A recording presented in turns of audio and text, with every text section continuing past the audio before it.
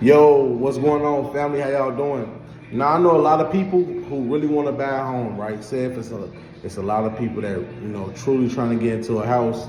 They just want to figure out what is the requirements of getting a mortgage, right? Now I'm gonna be 100% honest with you guys, right? Now throughout this whole thing, right?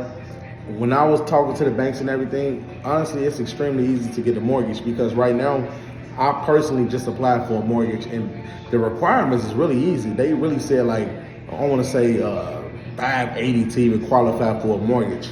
Because one thing about mortgages is, now this is the flip side that a lot of banks don't tell you, that the mortgage is an asset to the bank. It's not an asset to you, it's an asset to the bank. And the mortgage carries some of the highest level of lien security when it comes to an asset. So it's not like a vehicle where you can just take it and you can run off with it and then the bank can never find you, or a piece of jewelry that you finance that the bank can never repo from you, right? But realistically, a home is an asset for the bank. So it's always easy for a bank to extend credit on behalf of a mortgage, and it's also easy for the bank to get the property back just in case you default. But as far as the mortgage requirement is, you really got to just have a 550 credit score. You do not have to have A1 credit. You don't have to have history on your credit report or nothing. Now, this is what I would tell you. Depending on the interest rate, that's what's going to vary, because if you got a very low credit score, then the banks will be more eager to give you a higher interest rate, right?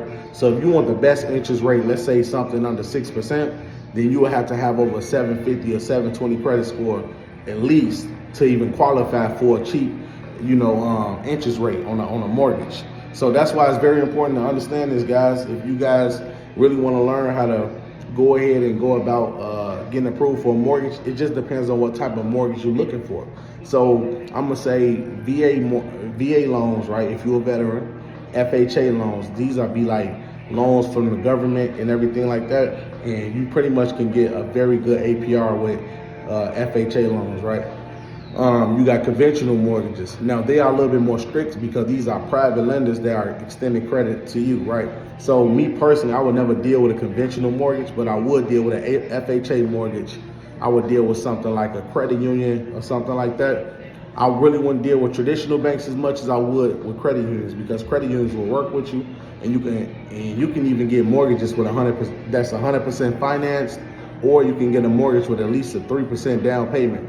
So if you buy a $500,000 home, that down payment for 3% will be $15,000. You get what I'm saying? And there's a lot of companies out there that will help you with closing and everything. So as far as how to get a home, it's 1,000 times easier to qualify for a home than it is to even get a credit card. Ain't that crazy? But let me explain one thing. A lot of people say this: man, getting a home is not an asset. You lose a lot of money. Understand this though. If you don't have a mortgage on your credit, when it comes to lending, you won't get nothing. Because one main factor when banks look at your credit report, they always looking for a mortgage. That's why it's actually in my private tutorial video where I teach you guys that it's actually an element when it comes to your credit report. When they say mortgage or installment loans, like when you lack installment loans or mortgage on your report, that's because a mortgage is actually showing that you're paying off something, or like real property or something like that. So if you ever want to be in the best position as far as financially with your credit, you really want to take on a mortgage, because that shows the banks that you are a great pledger. Because remember, when they ask people, hey, you want to buy right now, and they selling y'all this, of course, getting a mortgage is an asset for the bank, because all that money goes towards the bank, the interest rates go towards the bank. But one thing that we miss out is the whole fact of that you have so much access to credit. So like the little stuff that you will see me get, like say $20,000, $30,000 credit card, those who got mortgages on their credit, they easily get $100,000 credit limits. Now they don't know that. They don't know that's the reason why they getting those high limits. They just thinking, oh, I just got a good credit score. But it's a combination of credit that makes your credit score is good. And having a mortgage is very good to have on your credit.